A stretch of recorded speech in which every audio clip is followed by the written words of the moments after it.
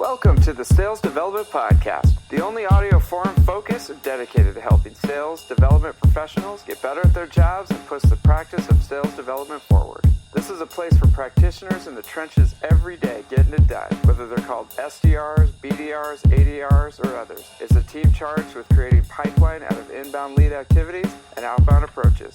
My name is David Delaney, and I'm the host of the Sales Development Podcast. If you've got subjects you'd like to hear covered on the show or guests you'd like to hear from, hit me up via email at david@tenbound.com or LinkedIn or Twitter, or be sure to subscribe to our podcast on iTunes, Google Play, YouTube, or wherever you found us. So I am honored to have a guest that many of you are very familiar with if you're in the space, if you're around the space. If you're not familiar with it, I've got basically the godfather of our space, and a very influential individual who, if you're not aware of this person, I hope that this gives you a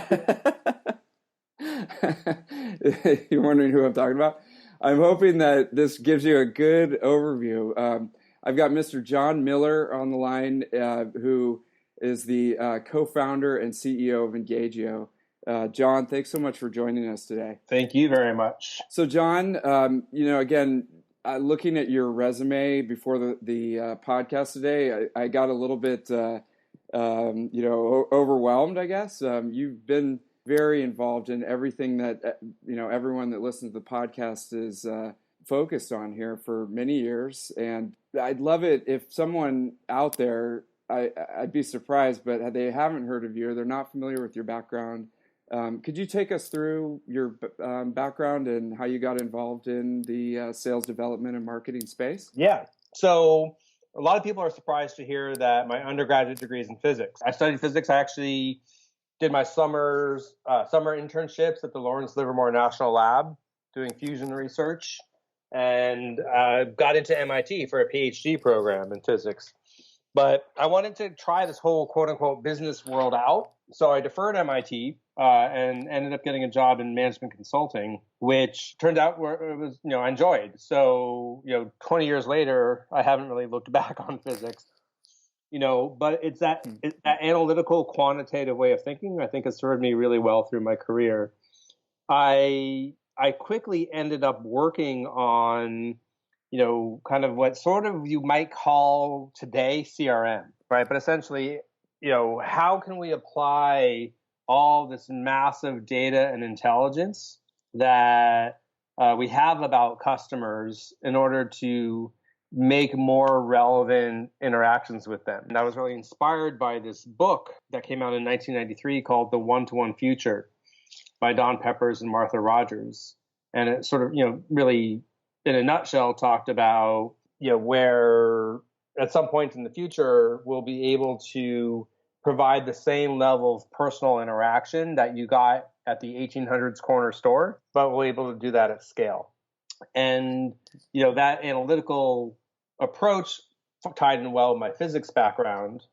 And so, I spent the last 17 years or so working with various marketing technology companies, in the mid-late 90s at a company called Epiphany, which was, one of the leading marketing technology vendors of the internet bubble. And then when Epiphany got sold in 2005, that's when Phil Fernandez and I kind of linked arms and said, let's get started with Marketo. And spent 9 years at Marketo and started Engagio a little less than 2 years ago.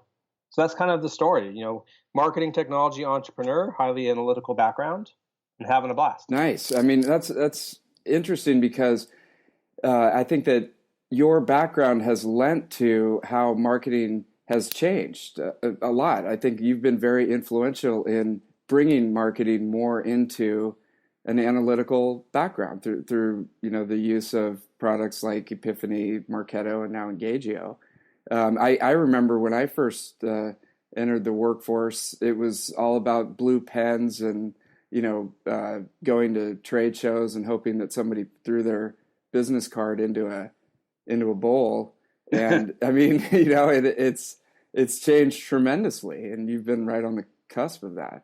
Driving it, really. Thank you. I think, not just me, but, marketing and sales development have become much more rigorous measurement, process-oriented disciplines. And I think that's the inevitable trend. Yeah, I think so. Yeah. Go ahead. Look at the finance department, right? Finance has a methodology. It's called General Accepted Accounting Principles, and it drives how people run that department. And finance is an older function than marketing or sales development is.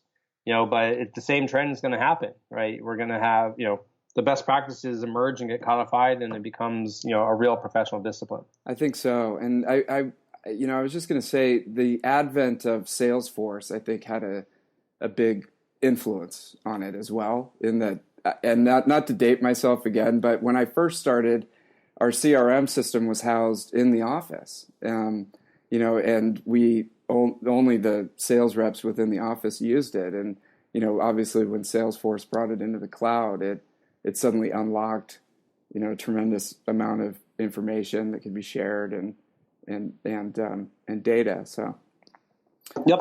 A lot has changed. Before we move on, tell me about your relationship with Phil Fernandez, another legendary individual in our space who wrote a great book, by the way, Revenue Disruption, I believe it's called. Yep. Which is required reading for anybody who's listening to this. Sure. Well, Phil and I worked together at Epiphany, which I mentioned was sort of a hot marketing company in the mid 90s.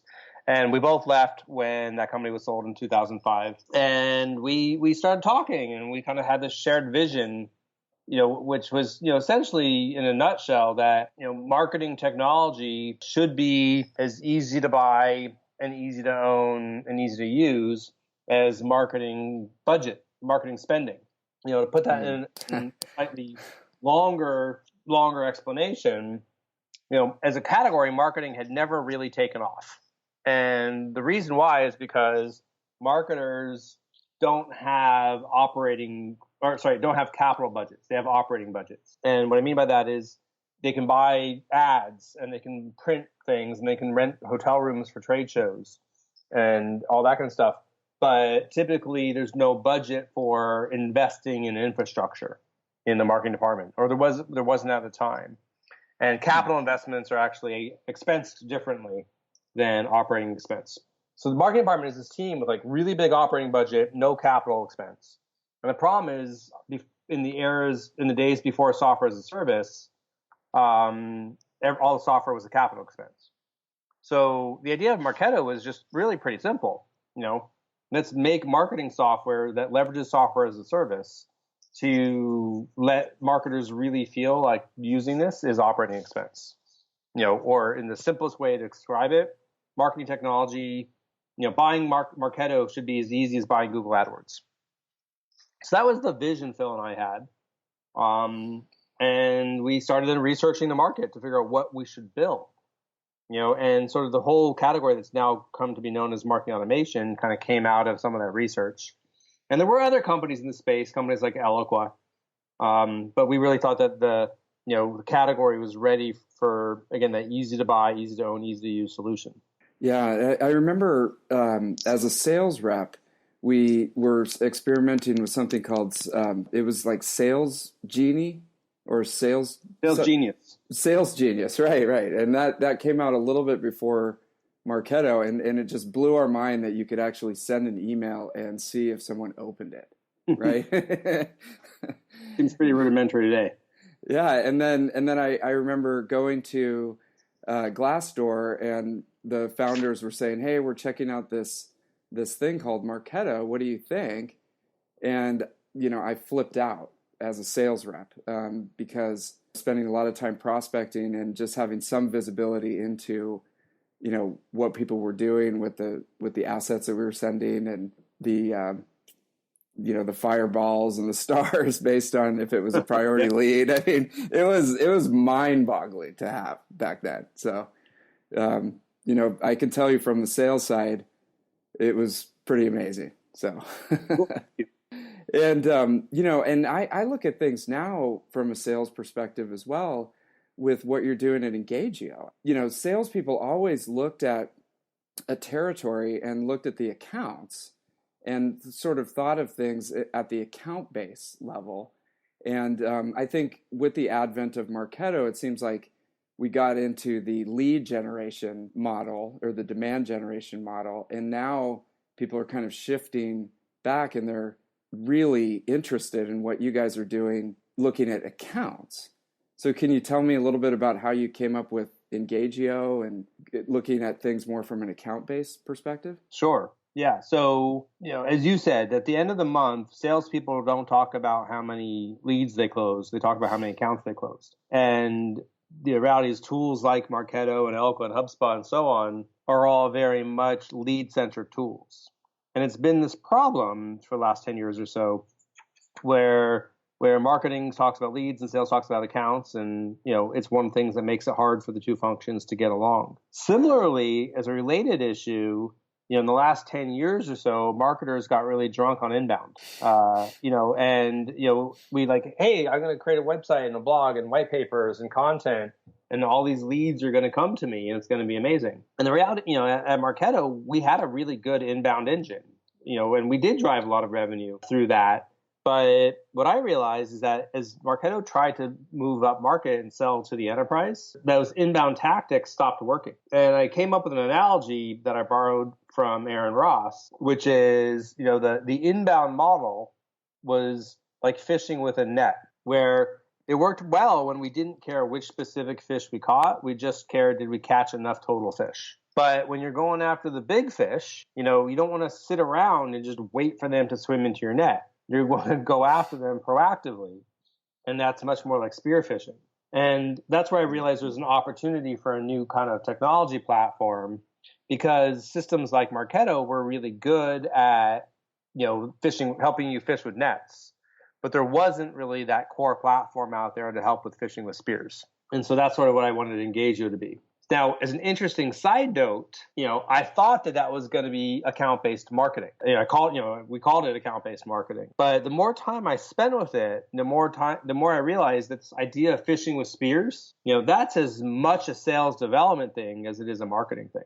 What it really is those two functions working together in a very tight, coordinated fashion. And so that's why, just like Topo, we sort of stopped calling this whole thing account-based marketing. We started calling it account-based everything, to recognize the fact that it's much broader than the marketing department, and particularly to bring in the sales development team. It totally makes sense. You think about how traditional silos are set up within companies, and you've got the marketing team on one side and the sales team on the other. And the marketing team is throwing up leads over the fence, and the sales team is complaining that the leads are no good and things like that. And then you bring in the SDR function, which becomes sort of the connective tissue. But I think actually you said that the accidents happen at the intersections, right? Because the connective tissue gets torn if they're not well coordinated. Like if you hit a bad shot on the tennis court and you rip your knee open, right? Because the two functions are not coordinated, and the SDR department ends up kind of the redheaded stepchild in the middle. Nobody knows who it should report to. Should it report to marketing? Should it report to sales? What should they be doing? All that stuff. And it feels like to me, if there was an account-based everything approach to it and a very well-coordinated effort, that you could really, drive efficiency within like a revenue model versus saying, all the finger pointing that goes on. Mm-hmm. Just to kind of build on that a little bit, I think too much time is spent between marketing and sales development in particular, trying to figure out who gets credit for what. Marketing generated that deal, sales development generated that deal. The bigger and the more complex the deal you're going after, the less you can give credit to any one person or thing. I mean, imagine like at the extreme, let's say you sell massive ERP software and you do a $500 million deal at Toyota. Can you imagine a marketer trying to stand up and say, oh yeah, we got that deal because I sponsored that trade show over here? No, that's not why you got that deal. You got the deal because your entire company worked together over a long period of time across a lot of different touches and interactions. And, so ultimately, in this account-based world where you're going after the bigger, more strategic accounts, there is no credit assignment. There isn't, this is a marketing deal or a sales development deal. It's all, this is an us deal, right? When we work together to generate this, as a team, what we call orchestration ends up being so important. How do you actually coordinate the dance of here's what I do, here's what you do, this is what happens, at each point. The analogy we always talk about for that is the football, play. Where you got the coach goes to the chalkboard and does the X's and the O's and says, okay, you're going to go here, then you're going to do this, and then he's going to throw the ball there, and then you're going to block this, right? And the play tells everybody what to do when, and the way that you're not tripping over each other, you're actually working together as a team. And we think that's ultimately what companies need to do, is put together plays that orchestrate the interactions across marketing and sales development and anybody else who should be involved, in order to achieve the goal, what you're trying to get done at the account. Yes, I actually would recommend anybody listening to go on and download some of the research that Jon and his team is putting together on account-based everything. I remember there's an analogy in one of your publications about the different roles that people can play. And you might recognize yourself as one of the listeners. Like if you're SDR manager, you're playing a role within this, sports analogy that you just went through, Jon. Everyone's got a different role to play in putting together, the strategy and executing on it. So I love the material that you guys are putting out. It's amazing. I mean, the quality is great.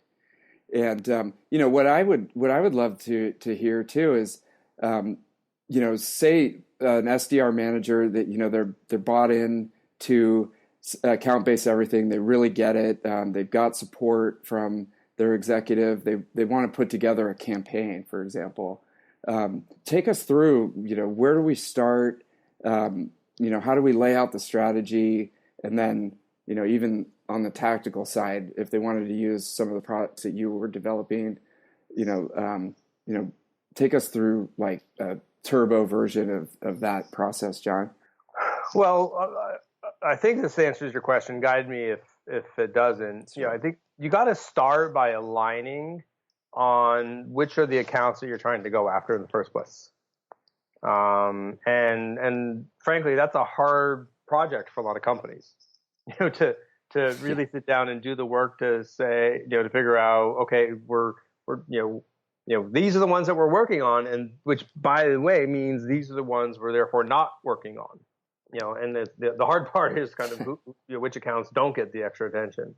The part of picking the accounts also involves tiering them, because there's different levels you can do here. I mean, ultimately the goal is to be as relevant and personalized as possible in your interactions with your most important accounts. And you might have on one end of the extreme your tier one accounts where every touch is personalized, and you actually take them completely out of your marketing automation, and even if you're just inviting them to a webinar, that comes from a human, that's sort of personalized and reviewed, and it's worth it because these are the most important accounts.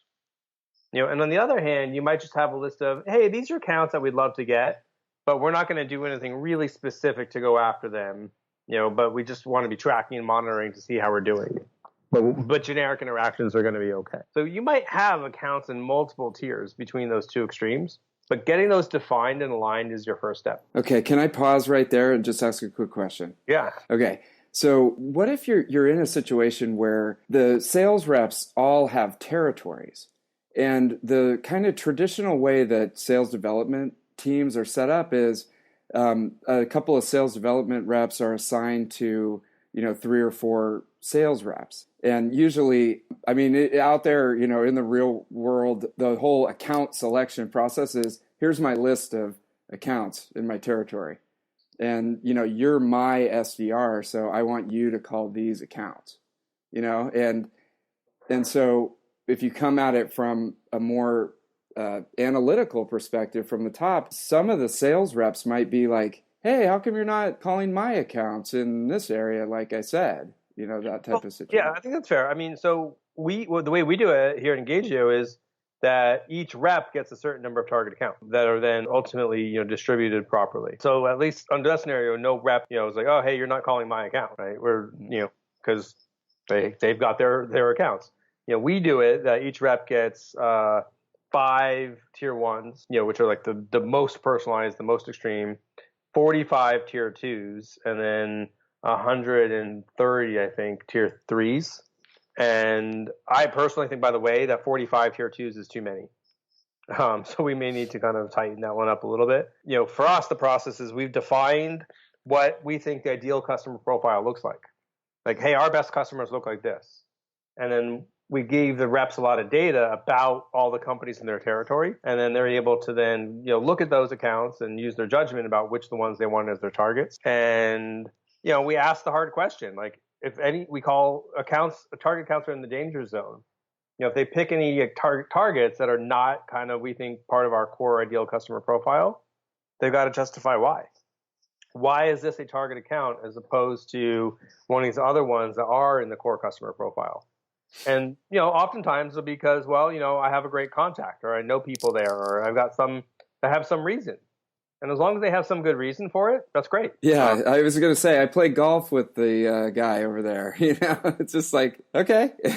All right, there you go. That's why it's target down. I get it. So, and again, and that's fine.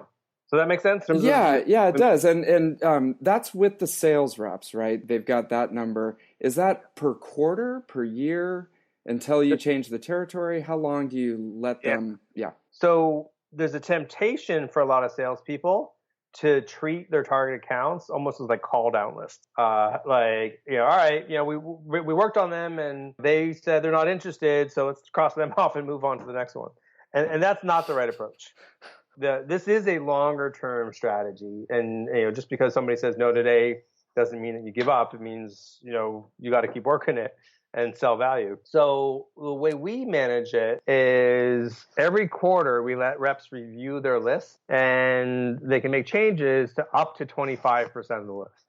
And that allows the flexibility to let things come in and let things come out without but also make sure that on average accounts are sticking around for at least a year. Got it. So they can't come in and say, I want to refresh 100% of my list because I did a call down. I called everybody. Nobody's interested. Yeah, You're exactly. just like, come on. Right. Okay. So you've got the target account list, nailed down. You know the ones that you want to go after. Now take us into, okay, it's day one. Let's start to work these accounts. Let's use Engagio, Playmaker to start working on these. Yep. Well, before you even get to that, I think it's worth doing some of the research about those accounts. And again, this is going to vary by tier, but in some cases, what does it mean to work an account? It means that there's actually 6 different buying centers.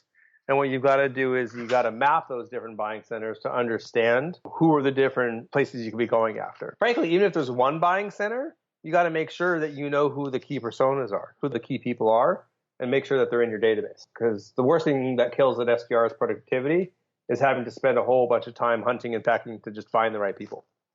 That's something that can be done much more efficiently at scale. So you know the buying centers, you got to know the people in the buying centers, and then ultimately you should have a clear view of what is your objective that you're trying to achieve at that buying center. Now, a lot of the time, the objective is get a meeting. And the way that people pick their target accounts are often, well, here's all the accounts I wish I could get a meeting at. And that's okay. But I just want to point out that it's also perfectly reasonable that, in an ABE strategy that you might have different objectives, right? Because maybe one of your target accounts is actually an existing customer and you're trying to expand that account or deepen the relationship. And that's okay.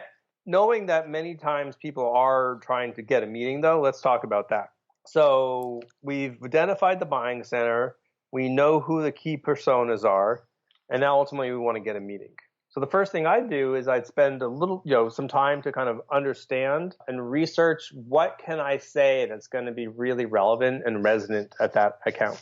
Because the goal here isn't to send them some crappy generic email. The goal is to actually engage with them in a challenge or sales style conversation in order to help them, think differently about their business in a way that will compel them to want to make a change. So that's work.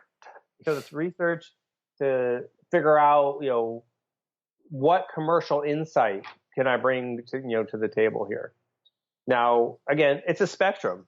For those tier 1 accounts, this might be a big project to really understand the messages that you're going to use to go after that account. For a tier 3 account, maybe an SDR spends 3 minutes to find out 3 things, that you're going to use to kind of personalize the message. But the key is to get that personalization, the insight to lead to the personalization. And now finally you're ready to start your outreach. And you sort of laugh, that like, oh my God, there's a lot of work leading up to this. But if you're doing this right, we're talking about the most important people at your most important accounts. And why would you want to risk them blocking you forever by hitting the spam button, by sending them something generic and crappy? We've only got so many shots at reaching out to these people. Let's take advantage of each one. Okay. Let me ask you something that you find a lot in more of an old school sales environment of, there's some research that has to be done on the personas to make sure that you get them into the database. If the SDRs have to do it, they have to do it. And then there's more research on the 3x3 to make sure that you're not just sending a generic thing. And over time, the sales floor becomes quiet.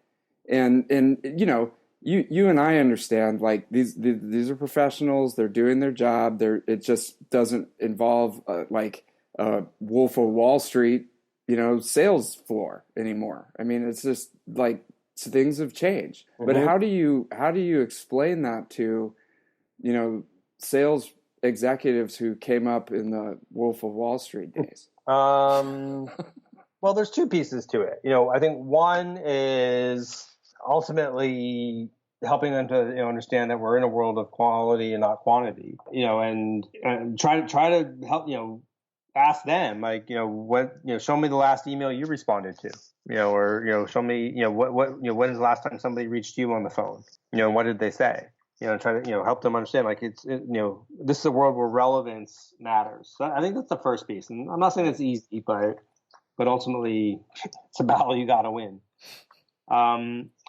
The other piece of this, I also think, just comes down to basic time management, right? And, there's a time of your day that you should be spending making phone calls, right? And all you're doing is banging the phones.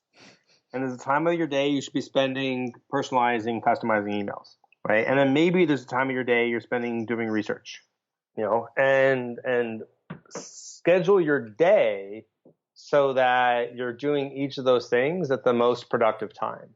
I.e., don't make 10 a.m. to noon your research time, for example. And so to a degree, if you can set the time boxing up, then, the old school salesperson say, hey, come by the floor, at 10:30 when everybody's on the phones. Nice. That's what I was going to say. Time out when he or she is walking by every day, and make sure that the team is on the phone at that time, and then you'll be good. So, that's a good idea.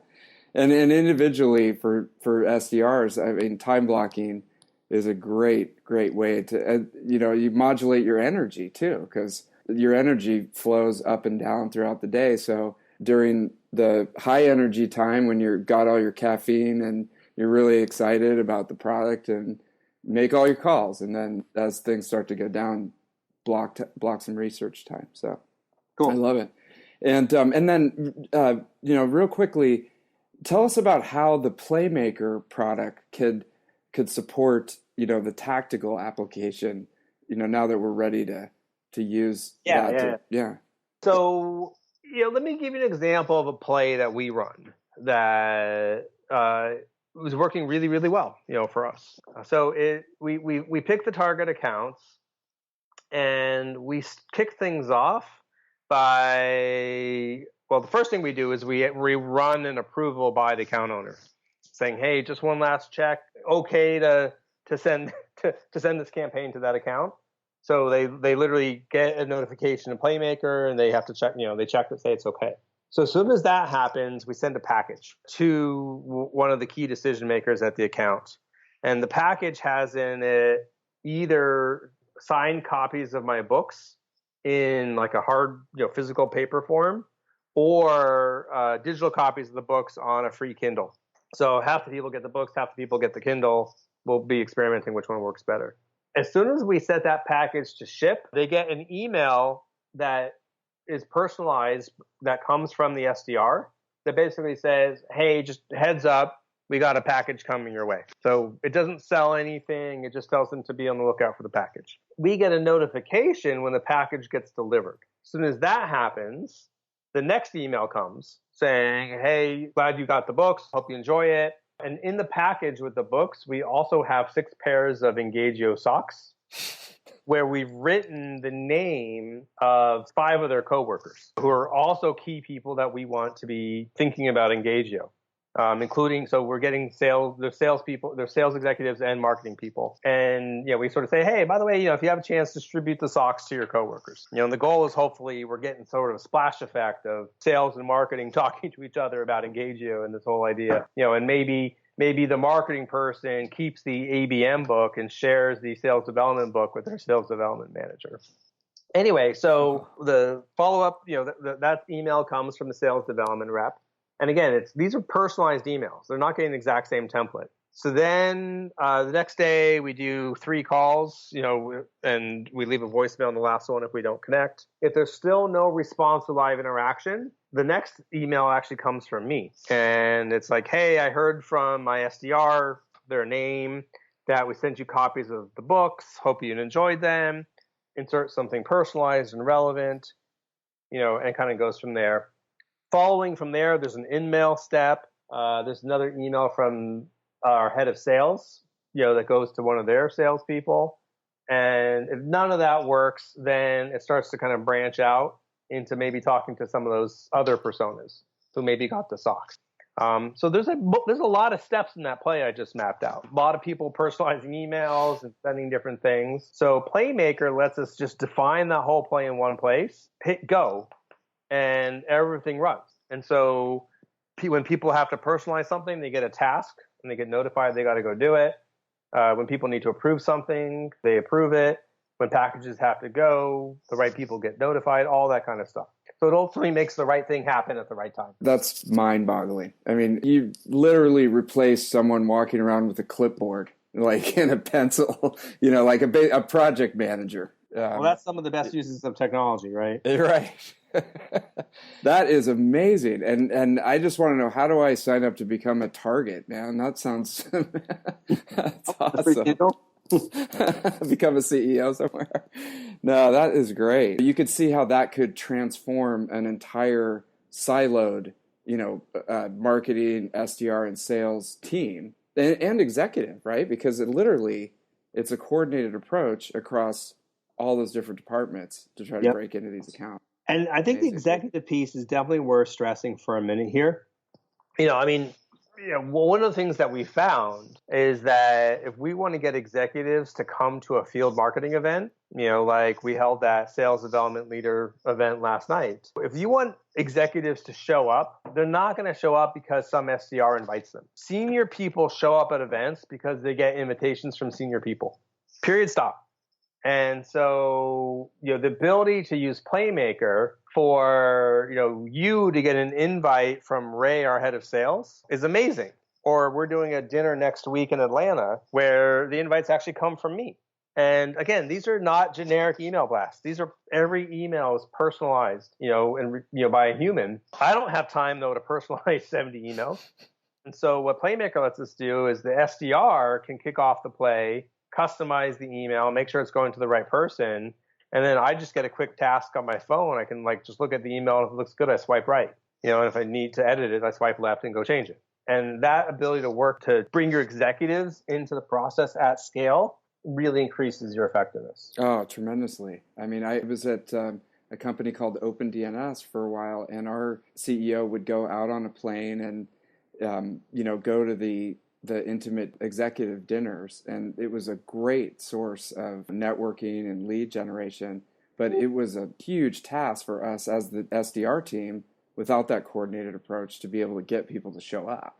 We would always be biting our fingernails because, we were in charge of getting, 20 high-level executives to show up at these things. It was all kind of on us, and we didn't have that tight coordination that you're talking about. So, Yep. That's great. And now you guys are just starting to go to market. Are there two case study that you can think of a customer that you've been working with for a while that you're excited about? You don't necessarily have to name the customer, but somebody that's been using you guys and they've had some wins? Yeah, but just one? All right. Well, I don't want to keep you too long. Well, so one of our customers, it's a company called Version 1 that makes they're based in Atlanta, and they make software for kind of agile software development. They identified 100 target accounts. And, so we're really talking about fishing with spears. And one of the first things they realized is a problem is that, they did marketing. People came to their website. People would download content and things. But as you probably know, whenever that happens, they use Marketo for their marketing.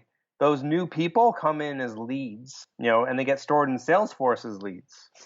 And leads don't have any tie to accounts, and so an SDR who's working the account has no visibility to these new leads coming in. And similarly, if an SDR is just looking at the leads, they have no context of who else from the account is already in the system. So the first thing Version 1 used us for is just lead to account matching. Take all these leads that are coming in and make sure they're tied to the right account so we can really route them properly. And then once you have them tied together, they're able to track engagement. And so they're able to look at all the different account signals. Who's coming to the website, who's going to sales meetings, who is responding to calls, who is sending us emails, who downloads content, you name it. Bring all these things together, and they're able to say, okay, at the account level, I'm able to see which of my accounts are engaging with us and which ones are cold. And then the SDRs use that information to prioritize their time, right? Because if you're going to be prospecting into target accounts, as much as, you're still going to be calling into cold relationships, all things being equal, you'd still rather prospect into the ones who know who the hell you are and have some engagement, as opposed to the ones that are totally cold. So so Version 1 started using us for this analytics and this lead to account matching and engagement. And they're just getting started now on Playmaker to run the kinds of plays we just talked about, of like coordinating between marketing and sales development, of invites to events, prospecting campaigns or prospecting plays, you name it. So far, so good with that. I love it. Congratulations. That's awesome. It sounds like there's many more, but I don't want to burn up too much of your time today. Let me ask you this. Coming up, new innovations, new things you're excited about, new things you're working on. You just launched the Playmaker. You've got your captain club of your customer success captains club that you just formed.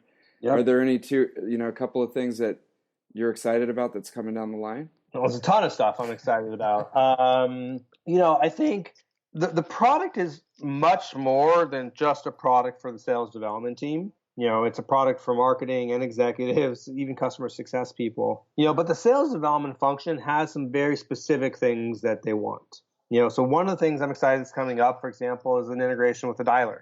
All right. So if you want to make the phone call, boom, right from Playmaker, you hit the button, the call happens. With local area dialing, call recording, all the features that you're going to want, as part of a sort of an integrated sales development platform. So that's coming soon, and I think just better and better analytics to really understand which plays are working the best. Is it that email template or is this email template? And which sales development reps are doing the best job of following up with people and getting human connections and getting meetings. So, just a bunch of really cool analytics around all those kinds of things. Yeah. So those are some things coming up pretty soon that I'm excited about. No, I mean, it's so huge trying to figure out what's working, what's not, what should we be doing more of. you're really in a fog a lot of the time in managing the program. So that's super helpful. And, having the dialer built right in to the platform, it makes things much more efficient. So that sounds amazing. Jon, I think that everyone listening has learned a ton. I really appreciate you taking us through how the whole thing works. And, I'm sure that it's just going to be much more success down the road for Engagio. And I can't wait to see the progress. So thanks for making the time today. Awesome. Thank you.